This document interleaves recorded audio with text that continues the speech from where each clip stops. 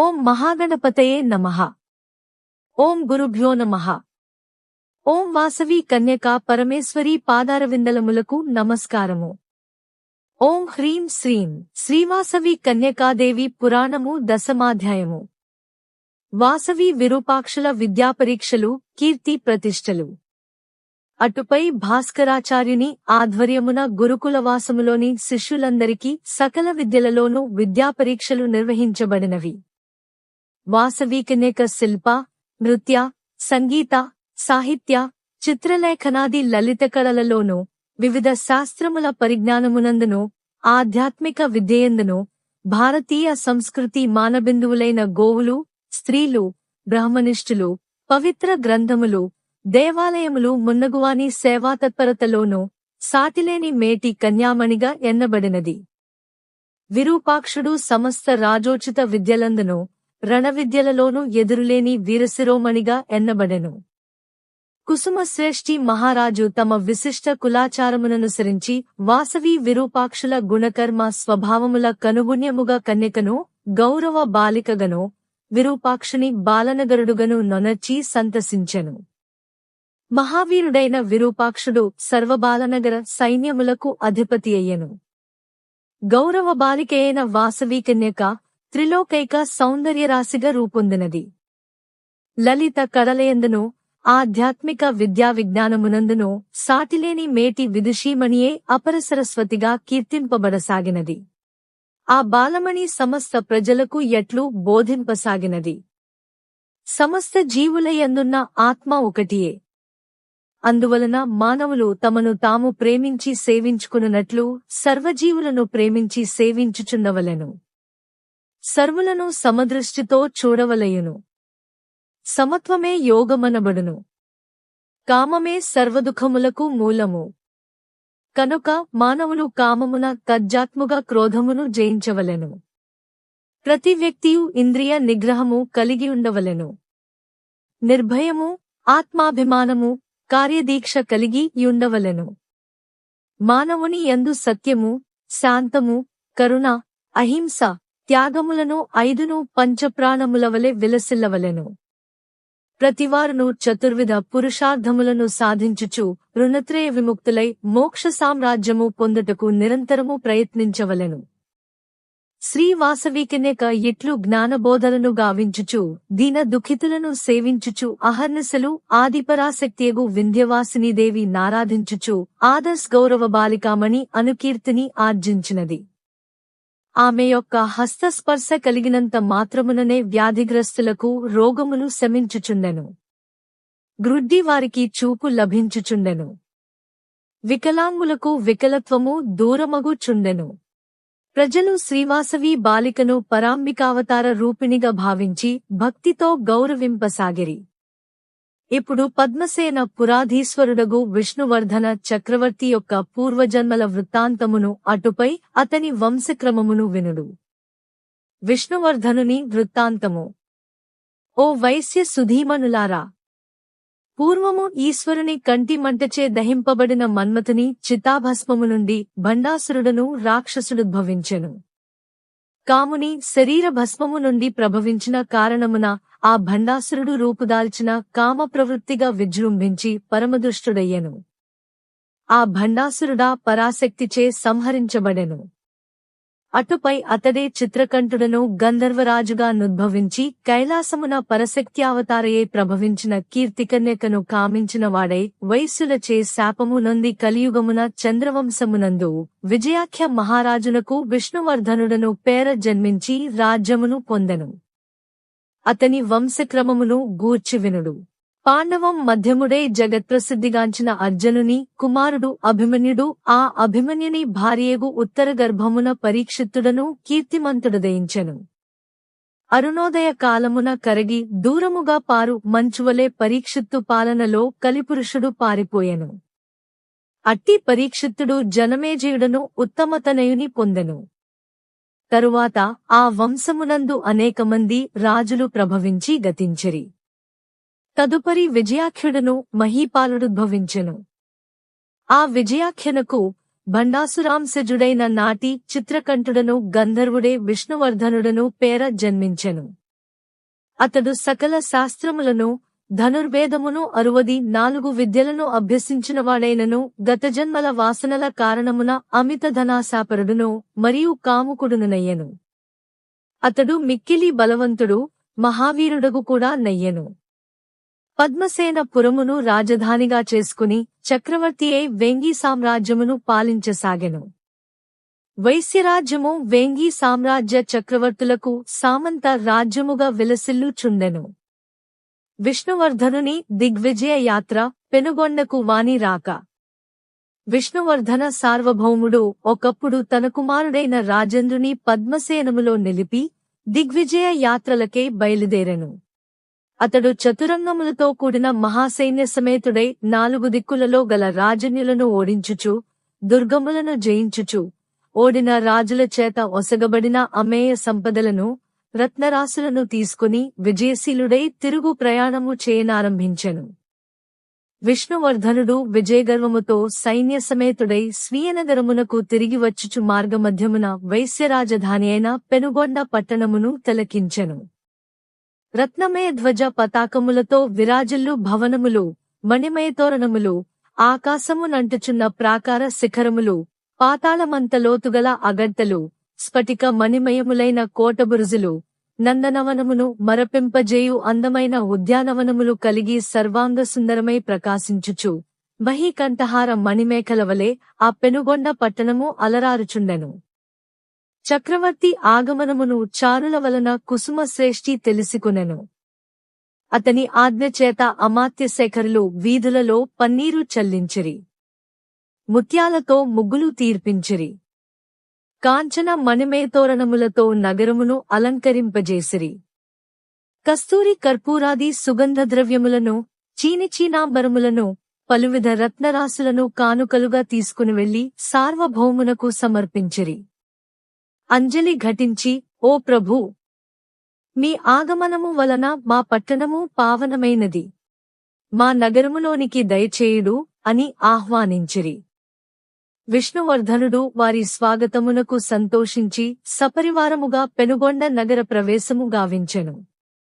మేళతాళములతో, వారాంగనల నృత్యగీతములతో, మంగళ నీరాజనములతో కుసుమశ్రేష్ఠి చక్రవర్తికెదురేగి వారిని తోడ్కుని వచ్చి ఇంద్రభవనము వంటి సువిశాల సుందర భవనమున విడిది చేయించెను.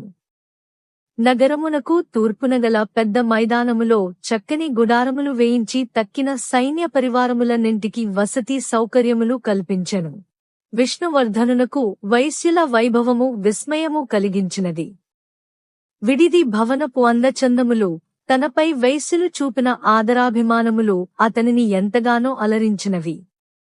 నాటి సాయంత్రమున విడిది సౌధోపరి ప్రాంగణమున చక్రవర్తియు ప్రధానమంత్రులను, కుసుమాచార్యుని అమాత్యశేఖరులను సముచితాసనములపై ఆసీనులై దిగ్విజయ యాత్ర విశేషములను గూర్చి సంభాషించుకొనసాగిరి.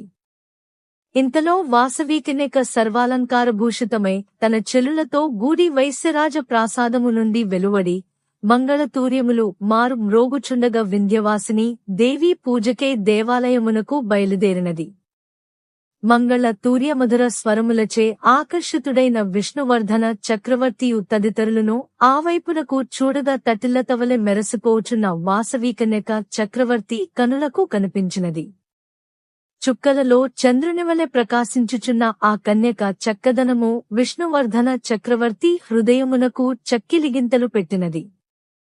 అతడు ఆశ్చర్యమగ్నమానసుడై అక్కడివారికి వాసవీకన్యకను చూపించుచు, ఓ ఆత్మీయులారా! నేను దిగ్విజయ యాత్రగావించుచు ఈ అనంత భూమండలమును చుట్టి వచ్చితిని. కాని ఇంతటి సౌందర్యరాశిని ఎక్కడనూ చూడలేదు. మెరపు తీగే స్త్రీ రూపమును ధరించి ఈ మేదినిపై సంచరించుచున్నది కాబోలు. త్రిజగన్మోహన రూపిణి అయిన ఈ కన్యక ఎవరు? నేలపై నడయాడవచ్చిన దేవకన్యయా? కాకుండా మానవకాంతకు ఇట్టి అతిలోక సౌందర్యమబ్బుట అసంభవము కదా. ఈ తరుణీలలామ ఎవరో తెలియజేయుడు అని ప్రశ్నించెను. అంతటా అక్కడనున్న వైశ్యామాత్యులు, సార్వభౌమా!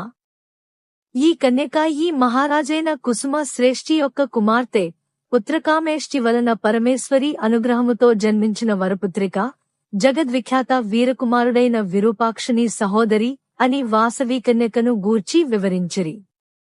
విషయము తెలుసుకున్న విష్ణువర్ధన చక్రవర్తి వారికి సెలవిడి ఏకాంతమును పొంది మదన బాణపీడితుడై విరహానల సంతుప్తుడై మ్రగ్గసాగెను. వివాహమునకై రాయబారము. అంతట విష్ణువర్ధనుని అమాత్యులు వైశ్యామాత్యులను జూచి, ఓ మంత్రి వర్యులారా, చంద్రవంశముతోడి సంబంధము మీగత జన్మార్జిత పుణ్యఫలముగా భావింపుడు. ఇది ధర్మవిరుద్ధము కాదు. బ్రాహ్మణ క్షత్రియ వైశ్యశూద్రులలో బ్రాహ్మణునకు 4 వర్ణములయందు వివాహము యోగ్యమగుచున్నది. క్షత్రియులకు వర్ణత్రయముతో సంబంధము యుక్తమగుచున్నది.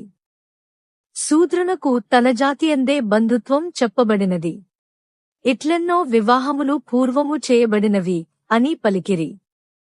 అంత కుసుమార్యని సచివోత్తముడైన ధనదార్యుడు, ఓ సార్వభౌముని మంత్రివర్యులారా, మీరు యుగధర్మముల నెబుగనివారు కారు. మీరు చెప్పిన ధర్మములు మనుధర్మశాస్త్రము చేత విధించబడినవి. కాని కలియుగమున మనుస్మృతి అనుసరణీయము కాదు. ఈ యుగములో అనుసరణీయమైనది పరాశర స్మృతి, దానియందు అనులోమ విలోమ వివాహములు నిషేధించబడినవని పెద్దలకు తెలియనిది కాదు అని సమాధానము చెప్పెను. అంత కుసుమార్యని ఇతర మంత్రులు చక్రవర్తి యొక్క మాత్యులను జూచి, ఓ అమాత్య శేఖరులారా, వర్ణాంతర వివాహములు మా కులాచారమునకు విరుద్ధములు. వివాహ విషయములో వధూవరుల అభిప్రాయములకు సంపూర్ణమైన విలువనిచ్చుట మా సంప్రదాయము. అంతియేగాక మా రాకుమారి గౌరవ బాలిక. మా వర్ణములోని గౌరవ బాలికలు వివాహమును ఇచ్చగించనిచో వారిని బలవంతపెట్టము. అట్టి కన్యలు ఒకవేళ వివాహమును వాంఛించినను వైశ్యయువకులలో బాలనాగరుడైన వానికి మాత్రమే ఆమెనిచ్చి వివాహము చేయవలెనను కట్టుబాటు మాకున్నది. ఇక మీ చక్రవర్తి కోరిక తీరుట ఎట్లు సాధ్యము కాగలదు అని ప్రశ్నించిరి. ఇట్లు ఉభయ పక్షముల వారికి వాదోపవాదములు జరిగినవి. విష్ణువర్ధనుని మంత్రులు మిక్కిలి కోపించి, ఓ వైశ్యులారా, మీకు చక్రవర్తి బలాధిక్యత తెలియుటలేదు. విష్ణువర్ధన సార్వభౌమునకు శత్రువులై మీరే విధముగా జీవించగలరో చూచెదము అని బెదిరించి అటనుండి తమ ప్రభువు కడకు వెడలిపోయిరి. వైశ్యమంత్రులు విష్ణువర్ధనుని సమాధానపరచి పంపుట. తన మంత్రుల ద్వారా జరిగిన ఉదంతమును విన్న కుసుమ శ్రేష్ఠి వారితో, ఓ సచివోత్తములారా, మీరు చతురతతో ప్రవర్తించి ఆ చక్రవర్తిని సామముతో యొప్పించి ప్రస్తుతము అతడు మన నగరమును వీడిపోవునట్లు చేయుడు. అటుపై మన సమస్త బంధువర్గముతో సమాలోచనము సలిపి ఈ సమస్యను పరిష్కరించుకుందుము అని చెప్పి వారిని పంపించెను. ఇంతలో జరిగిన విషయములను వినిన చక్రవర్తి వైశ్యామాత్యులను తన యొద్దకు పిలిపించుకుని వారిని సత్కరించి, ఓ వైశ్యోత్తములారా, నేను వాసవిని తప్పక వివాహమాడ గోరుచున్నాను. మీరు కన్యనీయ నిరాకరించినతో బలవంతముగనైన నేనామెను పరిగ్రహించెదను అని చెప్పెను. అంతవారు చక్రవర్తితో, మహాప్రభూ, మా వంశమున కులాచారములను ఉల్లంఘించుటకు ఎవ్వడునూ సమర్థుడు కాడు. కులమంతటికిని సంబంధించిన సంప్రదాయములు అతిక్రమించు సమయమున కులపతి అయిన మా రాజు స్వతంత్రించుట సముచితము కాదు. అందువలన 18 పట్టణముల యందును అశేషబంధు ప్రతినిధులను పిలిపించి వారి అనుగ్రహమును పొంది విధిపూర్వకముగా వివాహము చేయదగియున్నది. కావున మేము వైశ్యసభ గావించి ఆ సభా నిర్ణయములనుసరించి ఈ సమస్యను పరిష్కరించగలము. కనుక తమరుపుడు మా రాజగృహములో విందును స్వీకరించి స్వీయ నగరమునకు తరలి వెళ్లవలసినదిగా మనవి అని వినయముతో విన్నవించిరి. వైశ్యుల పలుకులను విన్న విష్ణువర్ధన చక్రవర్తి ప్రీతచిత్తుడై వాసవిని పొందగలనను సంతోషముతో భోజనమునకు సమ్మతించి ఆ వైశ్య ముఖ్యులను నిజనివాసములకు పంపించి మన్మథ బాధితుడై తన బసలో నుండెను. అనంతరము జరిగిన ఉదంతమును గూర్చి విన్న భాస్కరాచార్యుడు ఉచితాను చితములను ఆలోచించి బాలనగరులను బిలపించి వారికి కర్తవ్యమును బోధించి చక్రవర్తి చెంతకు పంపించెను. అప్పుడా బాలనగరులు సార్వభౌముని వద్దకు పోయి వినయవినమిత శిరస్కులై నమస్కరించి, ఓ రాజాధిరాజా, మాకులమందు వివాహమునకు ముందు కన్యదాతగాని కన్యాపరిగ్రహీతగాని ఒకరి ఇంట ఒకరు భోజన ప్రతిభోజనములను చేయరాదు. ఆ విధముగా చేసినచో ఆ సంబంధము ఘటించదు. ఈ కులమర్యాదను తమకు తెలియజేయుటకే మాగురువరేణ్యుడు మమ్ములను తమ సన్నిధికి పంపించినారు. కనుక తమరు అన్యథా భావించక తమ పట్టణమునకు పోయి పక్షము తరువాతరండు అని విన్నవించిరి. ఆ బాలవయస్సుల వచనములను విని రారాజు ఏమి చేయుటకును తోచనివాడై వారికి సెలవొసగి పంపి సందిగ్ధమానమానసుడయ్యెను. అంతటా తన సేనాధిపతియు మంత్రియునైన విక్రమకేసరిని పిలిచి, ఓ విక్రమకేసరి, మేము రాజధానికి తరలి వెళ్ళుచున్నాము.